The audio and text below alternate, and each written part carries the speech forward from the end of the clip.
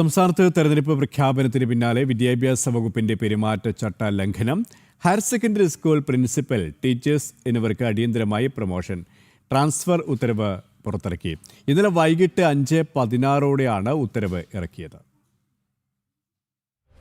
തിരഞ്ഞെടുപ്പ് പ്രഖ്യാപിച്ചു കഴിഞ്ഞാൽ മാതൃകാ പെരുമാറ്റച്ചട്ടം നിലവിൽ വരുമെന്നത് സ്വാഭാവിക നടപടിയാണ്.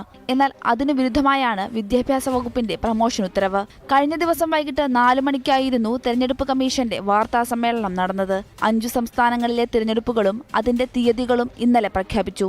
എന്നാൽ അതിനു പിന്നാലെ കേരളത്തിലെ higher secondary principal, teachers promotion, transfer ഉത്തരവിറങ്ങി. ഡിജിറ്റൽ സൈനിൽ സമയം 5:16 വ്യക്തം.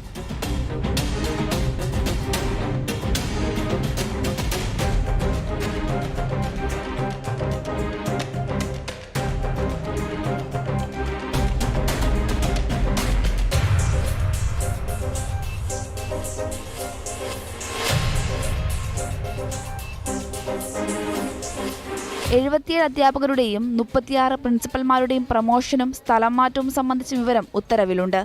തെരഞ്ഞെടുപ്പ് പെരുമാറ്റച്ചട്ടം നിലവിൽ വന്നിട്ടും എന്തിനാണ് അടിയന്തരമായി ഉത്തരവിറക്കിയെന്നതാണ് ഉയരുന്ന ചോദ്യം. പിന്നിൽ രാഷ്ട്രീയ ഇടപെടലാണോ എന്നും സംശയമുണ്ട്. സംഭവത്തിൽ വിദ്യാഭ്യാസ വകുപ്പാണ് വിശദീകരണം നൽകേണ്ടത്. തെരഞ്ഞെടുപ്പ് കമ്മീഷന്റെ ഭാഗത്തുനിന്നും നടപടി ഉണ്ടാകുമോ എന്നും നോക്കിക്കാണണം. ജനം, കൊല്ലം.